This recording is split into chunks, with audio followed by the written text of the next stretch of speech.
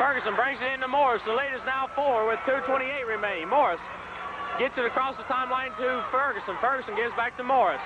Gacy will probably try to milk some clock here and try to get the good shot. Morris passes to Pendleton. Pendleton needs some help, finds Ferguson. Ferguson to Morris. Morris looking for the cutting player, cannot find one. Pulls up from 3. Bang! Kevin Morris! And that was a 3, and the fans are jubilant. 64-57 to score. Now we're down to 2 minutes in the ball game. Virginia High down by 7. Scott Jones with the ball. Gate City playing a matchup zone. They pass it back to Jones. He passes inside to Lorenzo Johnson. Turnaround jumper, no good. Kenny Smith comes up with the rebound. Gives to Mumpower from 14. Shot is short. There's Jason Hensley for the rebound. Hensley for Gate City. 1:40 left in the game. Gate City looking to take the Highland District title with a win here. Hensley passes for Pendleton. Pendleton looking inside for Morris. Cannot get it to him. Dribbles it out to Ferguson. Ferguson working against Johnson. Needs some help. Got to get it. Well, somebody finds Pendleton. Pendleton needing some help. Drives, passes back to Ferguson, gives to Morris. Gate City doing a good job milking the clock. Morris dribbles between 2 players, and he is fouled by Daggs with 1:11 left in the game. Gate City up by 7. Can be 8 and possibly 9 if Morris converts here. Third foul on Lucky Daggs. As the fans are on their feet, and the timeout. This could be crucial. If Morris hits this, it could break the momentum of Virginia High. Morris eyes the mark, shoots. It will not roll. Rebounded by Mumpower. Quickly now, Lorenzo Johnson down the court, looking for some help. Morris is guarding him. Johnson from 3. He hits the jumper from 3-point land. Lorenzo Johnson hits from 3. And Gate City says, settle down. Morris with a basketball. Gate City's got the man they want to have it. Hensley for Gate City now will settle it down for Gate City. 52 seconds remaining. Morris for Gate City passes to Ferguson. Ferguson works it back out to Hensley. Hensley to Morris, and Hensley is fouled by number 20, Lorenzo Johnson. Jason Hensley, he's deadly from the foul line, PJ. I tell you, if you're Ballard Lee, you are faced with such a headache. Who do you foul? I mean, you've got Hensley and Morris and Ferguson, who are all guards who are naturally shoot excellent. Then you've got Pendleton and Shelton, excellent foul shooters for big men. Hensley's 1-1. The shot is up. No good. Oh, my. And now Lorenzo Johnson coming up court. They're down by 4. Johnson going to drive all the way. Dishes off. No one there, but Jones picks it up. They pass to Daggs. In the corner, Johnson from 3. It's good. Another 3-pointer from Lorenzo Johnson. Johnson is hurt. I think he pulled his leg muscle when he came down. They're helping him up, and he's limping. Oh, my, tragedy for the young man.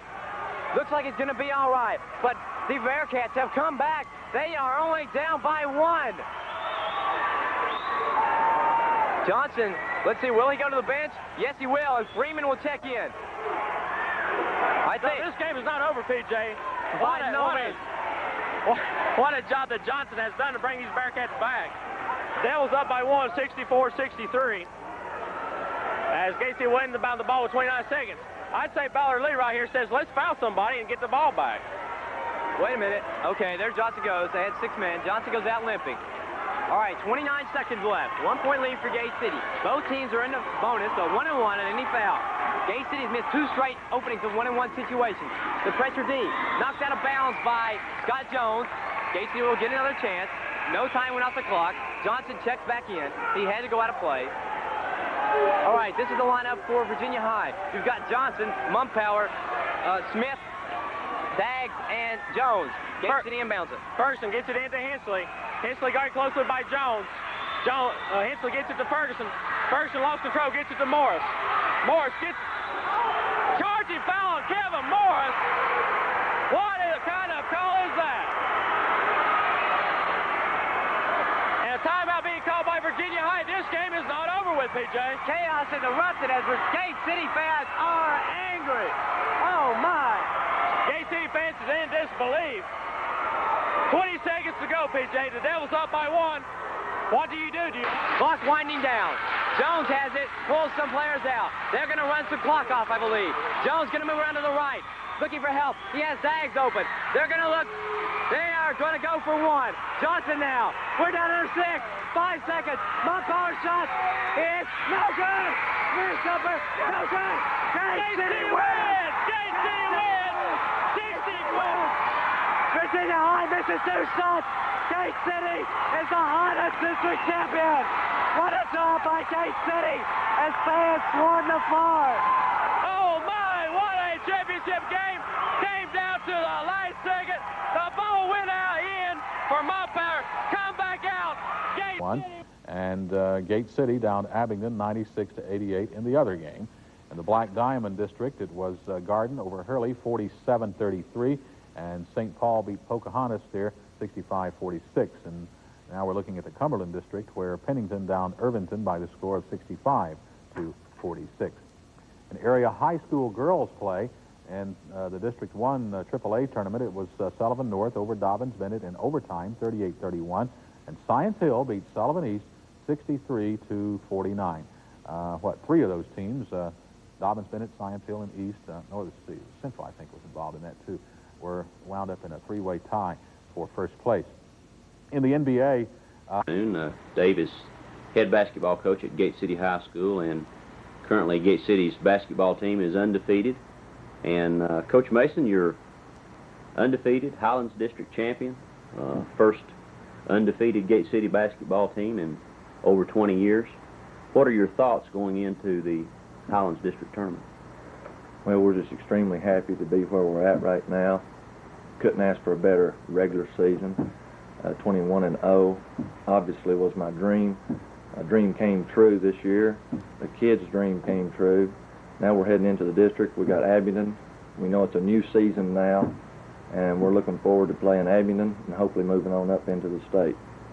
Now, Coach, you come from a family of athletes and coaches. Your dad was a coach for 18 years. You have 2 brothers that are in coaching now. Tell us something about your education. Okay, well, Dad taught out Mary Hughes and coached out there basketball for about 15 to 18 years. My brother Mark's been up at East. He started out in Knoxville as an assistant. Now he's up at Sullivan East High School as a coach. And my younger brother Brian's at Mary Hughes Middle School as a coach. Ever since I was real young, coaching and education has been a part of, and they're also teachers too. It's been a part of my life, and been exposed to it, basketball, ever since I was 4 or 5 years old, and just sort of picked the game up, loved the game, loved to play the game, and now I'm loving coaching it. Now, you went to high school at Sullivan East. Yeah. You went to Hiawassee Junior College. Where did you finish your education? At Tennessee Western College. I got a grant and aid over there to finish my education, and started over there for 2 years. You have a son. Kevin, 8 years old. Yes. And he's been at most of the ball games, very excited about Gate City basketball. Exactly right. As a matter of fact, I didn't notice in the DB game, he sat with me over on the bench, and as soon as the game was over, he ran out on the floor with us, and it's on film. If you watch real close, he runs into a guy, gets knocked down, and I see him rolling around. Everybody's swarming, and he comes up out of there looking, find out where he's at, and I got tickled at him. After I seen on film, I said, Kevin, did you run out there with us? He said, yeah, but I didn't know what to do once I got out there.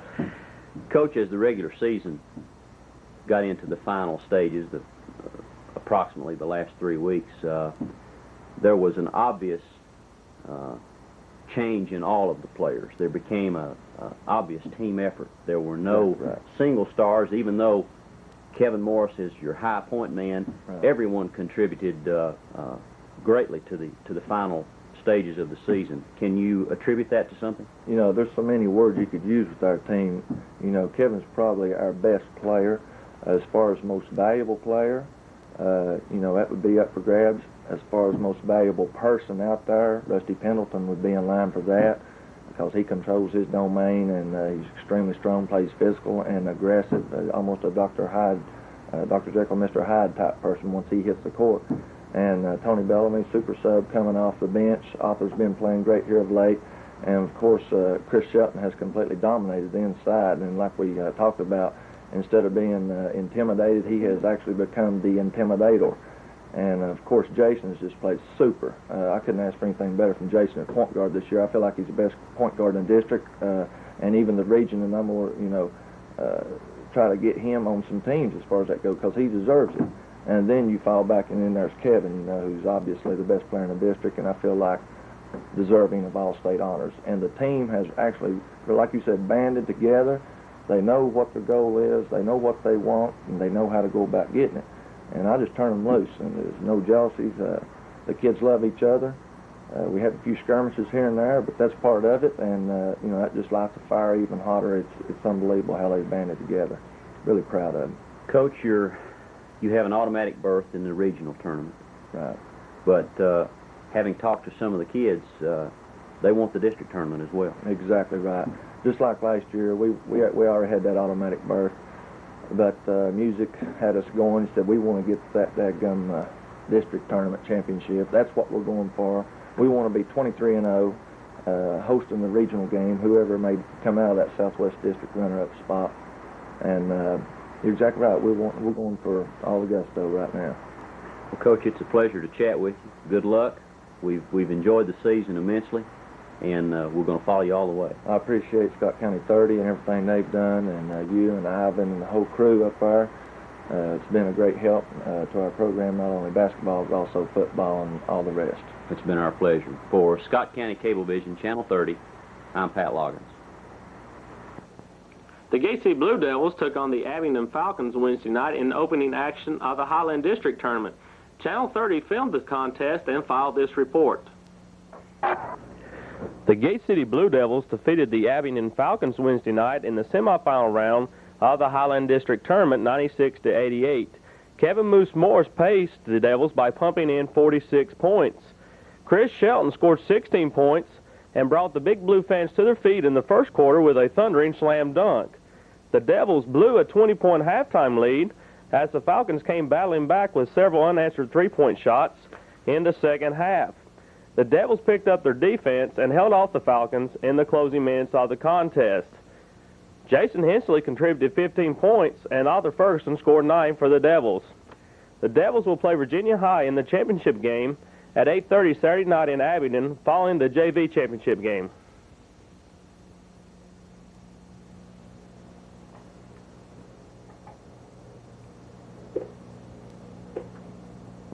On Saturday, the Gate City Junior Varsity team will play for the Junior Varsity Championship at 7 p.m. and with the Varsity Championship to follow at 8:30 p.m.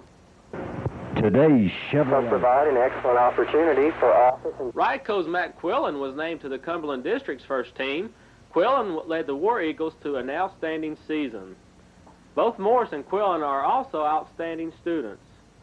Even though snow is upon us again, baseball is underway with local high school baseball action beginning next week. The Gate City Little League and Senior Little League will get underway Saturday with registration to be held from 1 to 4 p.m. Registration will be held Sunday also from 1 to 4. All players are required to register even though they may already be on a team. A yearly registration is now required by the National Little League. A $20 registration fee per player will be charged. This fee is being charged in place of fundraising activities. Board Chairman Pat Loggins addressed the registration fee issue. Ivan, the board of directors have determined that they would rather not have the Little Leaguers and Senior Little Leaguers out going door-to-door selling items. Basically, the parents have indicated to the board that they would rather just go ahead and pay a $20 registration fee in view of the fact that they more often than not wound up having to buy any items that the kids might be selling. The board of directors of the league will sponsor a coaches and players clinic Sunday from 1 to 4 p.m. at Gate City High School field. The clinic is open to all players and coaches in the county and is free of charge. The Gate City, Ride Cove, and Twin Springs drama classes will present 3 one-act plays and readings on Saturday, March the 19th at 3 p.m. at the